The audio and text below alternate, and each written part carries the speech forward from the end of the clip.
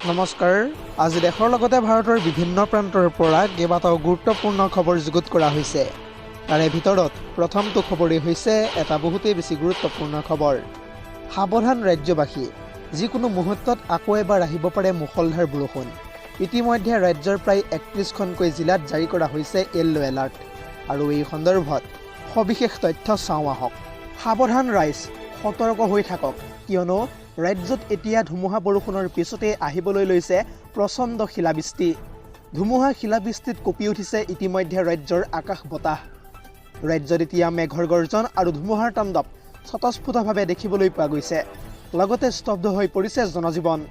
ৰাজ্যৰ প্ৰান্তে প্ৰান্তে এতিয়া প্ৰচণ্ড ধুমুহা বৰষুণত হাহাকাৰময় পৰিস্থিতিৰ সৃষ্টি হৈছে। আৰু আগন্তুক ৪ দিনলৈ ৰাজ্যত হ'ব মুষলধাৰ বৰষুণ। আজিৰ আমাৰ পৰৱৰ্তী খবৰটো হৈছে আন এটা বহুতেই বেছি গুৰুত্বপূৰ্ণ খবৰ, কিয়নো তৃতীয়বাৰলৈ হিমন্ত বিশ্ব শৰ্মা চৰকাৰৰ পক্ষত অসমৰ জনতা। দি নিউজ টেবৰ প্ৰাক নিৰ্বাচনী সমীক্ষাত প্ৰকাশ পাইছে এই তথ্য। আকৌ এবাৰ বিজেপিৰ নেতৃত্বত অসমত গঠন হ'বলৈ গৈ আছে চৰকাৰ। আৰু এই সন্দৰ্ভত সবিশেষ তথ্য চাওঁ আহক। পুনৰ জনাইছোঁ, বিজেপিৰ নেতৃত্বাধীন NDA তৃতীয়বাৰলৈ অসমত গঠন কৰিব চৰকাৰ। সংখ্যাগৰিষ্ঠ আসনেৰে বিজেপিৰ জয়লাভৰ তথ্য ইতিমধ্যে প্ৰকাশ কৰা হৈছে এক সমীক্ষাত। অসমৰ বিধানসভা নিৰ্বাচনক লৈ দি নিউজ টেবৰ প্ৰাক নিৰ্বাচনী সমীক্ষাত প্ৰকাশ পাইছে এই তথ্য। সংস্থাটোৰ মতে ৯৫ৰ পৰা ১০০খন আসন দিয়া হৈছে এইবাৰ NDAক। কংগ্ৰেছক দিয়া হৈছে ১০ৰ পৰা ১৩খন আসন। আনফালে AIDFক দিয়া হৈছে ০ৰ পৰা ২খনকৈ আসন। এটা জৰুৰী খবৰ জনাই আছোঁ এই মুহূৰ্তত, আৰু তাৰ সমান্তৰালকৈ অন্যান্য দলসমূহক দিয়া হৈছে ১০ৰ পৰা ১২খনকৈ আসন অসমৰ বিধানসভা নিৰ্বাচনত। যিহেতু বৰ্তমান সময়ত মুখ্যমন্ত্ৰী হিচাপে ৫৬.৬% ভোটাৰৰ পচন্দ হৈ পৰিছে ডক্টৰ হিমন্ত বিশ্ব শৰ্মা। কেৱল ইমানেই নহয়, মহিলা আৰু গাঁও অঞ্চলৰ ভোটাৰৰ মাজতো জনপ্ৰিয়তা লাভ কৰিছে ইতিমধ্যে অসমৰ মুখ্যমন্ত্ৰীগৰাকীয়ে। আৰু তাৰ বিপৰীতে গৌৰৱ গগৈক অসমৰ প্ৰায় ৩৮.৭% ভোটাৰে কৰে সমৰ্থন। মুছলমান ভোটাৰৰ মাজতে গৌৰৱ গগৈৰ আটাইতকৈ জনপ্ৰিয়তা বেছি। কেৱল ইমানেই নহয়, ৬৮% মুছলমান ভোটাৰে বিচাৰে আকৌ গৌৰৱ গগৈক। উজনিৰ প্ৰতিখন জিলাতে বিজেপিৰ নেতৃত্বাধীন NDAৰ শক্তিশালী স্থিতি বুলি ইতিমধ্যে সমীক্ষাত প্ৰকাশ কৰা হৈছে। আৰু তাৰ বিপৰীতে উজনিৰ প্ৰায় ৬৫% চাহ শ্ৰমিক ভোটাৰে আকৌ সমৰ্থন কৰি আহিছে বিজেপি চৰকাৰক। লগতে নামনি অসমত কংগ্ৰেছ আৰু বিজেপিৰ মাজত এইবাৰ তুমুল প্ৰতিদ্বন্দ্বিতা হোৱাৰ পূৰ্ণ সম্ভাৱনা আছে। কেৱল ইমানেই নহয়, মধ্য অসম আৰু বৰাকতো এইবাৰ বিজেপিৰ নেতৃত্বাধীন NDAৰ শক্তিশালী প্ৰভাৱ নিশ্চিত। আজিৰ আমাৰ পৰৱৰ্তী খবৰটো হৈছে আন এটা বহুতেই বেছি গুৰুত্বপূৰ্ণ খবৰ, কিয়নো এটা ইলেকশ্যন ব্ৰেকিং আপডেট আহি পৰিছে এই মুহূৰ্তত। কিয়নো আহি থকা ৯ এপ্ৰিলত অসমত হ'বলৈ গৈ আছে ভোটগ্ৰহণ, আৰু তাৰ ফলাফল ৪ মে' তাৰিখে ঘোষণা কৰা হ'ব। পুনৰ জনাইছোঁ, ইতিমধ্যে যিহেতু অসম বিধানসভা নিৰ্বাচনৰ দিন ঘোষণা কৰা হৈছে, এটা পৰ্যায়তে এইবাৰ অসমত অনুষ্ঠিত হ'ব ভোটগ্ৰহণ। আহি থকা ৯ এপ্ৰিল তাৰিখে বিধানসভা নিৰ্বাচন অনুষ্ঠিত হ'বলৈ গৈ আছে অসমত। লগতে এই ভোটগ্ৰহণৰ ফলাফল ঘোষণা কৰা হ'ব ৪ মে' তাৰিখে। নিৰ্বাচনৰ দিন ঘোষণাৰ লগে লগে আৰম্ভ হৈ পৰিছে ইতিমধ্যে নিৰ্বাচনী বিধি। ইতিমধ্যে অসমৰ লগতে তামিলনাডু, পশ্চিমবংগ, কেৰালা, পুডুচেৰী আদিৰো নিৰ্বাচনৰ দিন ইতিমধ্যে ঘোষণা কৰা হৈছে। আৰু ৪ মে' তাৰিখে ঘোষণা কৰা হ'ব আটাইকেইখন ৰাজ্যৰ ফলাফল। জানিব পৰা মতে কেৰালাতো ৯ এপ্ৰিল তাৰিখেই হ'ব ভোটগ্ৰহণ, পুডুচেৰীতো ঠিক সেই ৯ তাৰিখেই হ'ব ভোটগ্ৰহণ। আৰু তাৰ বিপৰীতে তামিলনাডুত ২৩ এপ্ৰিল তাৰিখে হ'ব ভোটগ্ৰহণ। পশ্চিমবংগত এইবাৰ দুটাকৈ পৰ্যায়ত অনুষ্ঠিত হ'ব ভোটগ্ৰহণ। পশ্চিমবংগত ২৩ এপ্ৰিল আৰু ২৯ এপ্ৰিলত হ'বলৈ গৈ আছে ভোটগ্ৰহণ। দৰ্শকসকল, আৰু বহুতো গুৰুত্বপূৰ্ণ খবৰ আছে। যদিহে আপুনি এতিয়ালৈকে এই ভিডিঅ'টোত লাইক কৰা নাই, তেন্তে এতিয়াই লাইক কৰি দিয়ক। আৰু এনেধৰণৰ খবৰসমূহ প্ৰত্যেক দিনে পাই থাকিবৰ কাৰণে চেনেলটো ছাবস্ক্ৰাইব কৰি কাষতে থকা বেল আইকনটো প্ৰেছ কৰি ৰাখিবলৈ একেবাৰে নাপাহৰিব। আজিৰ আমাৰ পৰৱৰ্তী খবৰটো হৈছে মধ্যপ্ৰাচ্যৰ যুদ্ধক লৈ আহি পৰিছে এটা ব্ৰেকিং নিউজ, কিয়নো আমেৰিকাক এইবাৰ নিজৰ শক্তি দেখুৱালে উত্তৰ কোৰিয়াই। যুদ্ধৰ বাবে সাজু হৈ পৰিছে ইতিমধ্যে উত্তৰ কোৰিয়াৰ শাসক কিম জং উন। একেলগে প্ৰায় ১০টাকৈ বেলিষ্টিক মিছাইল নিক্ষেপ কৰিছে ইতিমধ্যে উত্তৰ কোৰিয়াই। উত্তৰ কোৰিয়াৰ পূৰ্বৰ উপকূলৰ সাগৰৰ পৰাই নিক্ষেপ কৰা হৈছে এই আটাইকেইটা মিছাইল। জাপানৰ প্ৰধানমন্ত্ৰীৰ কাৰ্যালয়ে ইতিমধ্যে প্ৰকাশ কৰিছে এই তথ্য। মিছাইল প্ৰশিক্ষণৰ পিছতে আমেৰিকা আৰু দক্ষিণ কোৰিয়াৰ সৃষ্টি হৈছে হাহাকাৰ। আমেৰিকা আৰু উত্তৰ কোৰিয়াই ইতিমধ্যে যুটীয়াভাৱে কৰি আছে যুদ্ধৰ অনুশীলন। মাৰ্কিন ৰাষ্ট্ৰপতি ডনাল্ড ট্ৰাম্পে ভুল কৰিলেই কাহানিও কল্পনা নকৰা পৰিণাম ভুগিব লাগিব এবাৰ আমেৰিকাক। এনেদৰে এতিয়া সকিয়নি প্ৰদান কৰিছে উত্তৰ কোৰিয়াই। আজিৰ আমাৰ পৰৱৰ্তী খবৰটো হৈছে এবাৰ মিত্ৰ দলক চৰম উপহাস প্ৰদান কৰিছে কংগ্ৰেছে।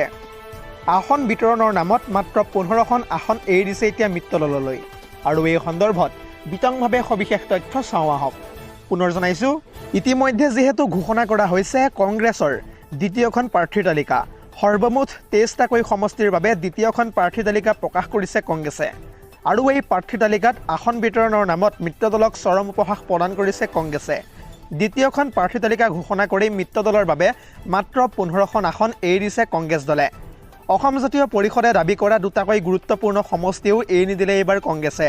তথ্য অনুসৰি এজেপিয়ে দাবী কৰা মাহমৰা আৰু ধেমাজি সমষ্টিও এইবাৰ এৰি নিদিলে কংগ্ৰেছে। আৰু এই দুই সমষ্টিত ইতিমধ্যে অসম জাতীয় পৰিষদে চলাইছিল নিৰ্বাচনী প্ৰস্তুতি। ইফালে বিহালীৰ SC আৰু CPIMক এৰি দিছে কংগ্ৰেছ দলে। এটা জৰুৰী খবৰ জনাই আছে এই মুহূৰ্তত। আৰু তাৰ বিপৰীতে গুৰেশ্বৰ আৰু ভৱানীপুৰ সৰভোগ সমষ্টিও CPIক এৰি দিছে কংগ্ৰেছ দলে।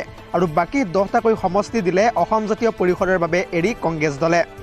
ইফালে কংগ্ৰেছে মিত্ৰ দলসমূহলৈ 15খন আসন এৰি দিয়াক লৈ ৰাজ্যজুৰি সৃষ্টি হৈছে প্ৰশ্ন। কংগ্ৰেছৰ বাবে এইবাৰ ডুবিব নেকি বিৰোধী ঐক্য? আজিৰ আমাৰ পৰৱৰ্তী খবৰটো হৈছে মধ্যপ্ৰাচ্যৰ যুদ্ধক লৈ আহি পৰিছে এটা ব্ৰেকিং নিউজ। কিয়নো ডনাল্ড ট্ৰাম্পে দাবী কৰা সকলোবোৰ এতিয়া ইৰাণে নস্যাৎ কৰি ডাঙৰ মন্তব্য কৰা দেখিবলৈ পোৱা গৈছে। ইৰাণৰ ফালৰ পৰা এই সন্দৰ্ভত কি তথ্য প্ৰকাশ কৰা হৈছে সবিশেষ তথ্য চাওঁ আহক। পুনৰ জনাইছোঁ, মধ্যপ্ৰাচ্যত চলি থকা যুদ্ধখনে আজিলৈকে প্ৰায় 16 দিন অতিক্ৰম কৰিলে। ইৰাণৰ খাৰ্গো দ্বীপত পুনৰ চলিব পাৰে ভয়ংকৰ আক্ৰমণ, এনেদৰে দাবী কৰিছে এতিয়া মাৰ্কিন ৰাষ্ট্ৰপতিগৰাকীয়ে। ইৰাণে সাগৰ পৃষ্ঠত আমেৰিকান জাহাজক বাধা দিলেই পুনৰ আক্ৰমণৰ সন্মুখীন হ'ব লাগিব ইৰাণ। আৰু ট্ৰাম্পৰ এই মন্তব্যৰ পিছতে কঠোৰ হৈ পৰিছে এতিয়া ইৰাণ। ইৰাণৰ খাৰ্গো দ্বীপৰ প্ৰায় 90টাতকৈও অধিক সামৰিক স্থানত চলি আছিল যিহেতু আমেৰিকাৰ আক্ৰমণ। আৰু ইয়াৰ প্ৰত্যুত্তৰত হিজবুল্লাহ আৰু ইৰাণী সেনাই ক্ষেপণাস্ত্ৰ নিক্ষেপ কৰিছে ইতিমধ্যে ইজৰাইললৈ। আৰু ইৰাণৰ শক্তিয়ে বিধ্বস্ত কৰে বাগদাদত থকা আমেৰিকাৰ দূতাবাসক। আৰু আমেৰিকাক প্ৰত্যুত্তৰ দিয়াৰ মাজতে ইৰাণে কৰিছে ইতিমধ্যে এক ডাঙৰ মন্তব্য। আমি তেজ দিবলৈ সাজু আছোঁ, কিন্তু মাটি আমি কোনোপধ্যে এৰি নিদিওঁ। ইৰাণৰ সৰ্বোচ্চ নেতাৰ খামেনিক পূৰ্ণ সহযোগিতাৰ প্ৰতিশ্ৰুতি দি আব্দুল মজিদ হাকিম ইলাহিয়ে কৰিছে এই গুৰুত্বপূৰ্ণ মন্তব্য। ইৰাণে কেতিয়াও শত্ৰুৰ ওচৰত শীৰ্ণত নহয় বুলিও ইতিমধ্যে আমেৰিকাক দিছে সকিয়নি। আনফালে তেহৰানে আমেৰিকাৰ সৈতে আলোচনা কৰিব বিচৰা বুলিও ট্ৰাম্পে কৰা মন্তব্যও ইতিমধ্যে নাকচ কৰিছে ইৰাণে। ট্ৰাম্পৰ মন্তব্যৰ বিপৰীতে যুদ্ধ দীঘলীয়াকৈ চলিব বুলিহে এক প্ৰকাৰে এতিয়া ইৰাণৰ ফালৰ পৰা ইংগিত প্ৰদান কৰা হৈছে। ইৰাণ আৰু ইৰাকৰ মাজত চলা দীৰ্ঘদিনীয়া যুদ্ধ অভিজ্ঞতা সোঁৱৰাই দিছে ইতিমধ্যে ইৰাণে। আজিৰ আমাৰ পৰৱৰ্তী খবৰটো হৈছে আন এটা বহুতেই বেছি গুৰুত্বপূৰ্ণ খবৰ। কিয়নো অসমত একেবাৰে নোহোৱা হৈ পৰিব বাংলাদেশী। কাৰণ বাংলাদেশী হাতত থকা একঠা মাটিও কাঢ়ি আনিব এইবাৰ মুখ্যমন্ত্ৰী হিমন্ত বিশ্ব শৰ্মাই। ইতিমধ্যে এই সন্দৰ্ভত ডাঙৰ মন্তব্য কৰিছে মুখ্যমন্ত্ৰীগৰাকীয়ে। পুনৰ জনাইছোঁ, আমি আহি থকা 5 বছৰত বাংলাদেশী মুক্ত অসম গঢ়িবলৈ চেষ্টা কৰিম। বাংলাদেশীৰ হাতত থকা একঠা মাটিও মই উঘালি আনিম। এই অসমত আমি বাংলাদেশীক ৰঙাপীৰা পাৰিবলৈ কেতিয়াও নিদিওঁ। আমি এটাকৈ বাংলাদেশীক বুলডোজাৰ চলাই উচ্ছেদ কৰিম। আমি কেতিয়াও আত্মসমৰ্পণ নকৰোঁ, লগতে কাকো ৰঙা চকু দেখুৱাবলৈও নিদিওঁ। আমাৰ মাতৃভূমিক আমি ৰক্ষা কৰি নতুন অসম নিৰ্মাণ কৰিম। কাজিৰঙাত আমি আকৌ কেতিয়াও গড় মাৰিবলৈকো নিদিওঁ। বিজেপি যুৱ শক্তিৰ সমাৰোহত মিয়াৰ বিৰুদ্ধে এনেদৰে এতিয়া গৰজি উঠিছে মুখ্যমন্ত্ৰী Himanta Biswa Sarma. News desk report, ZD news.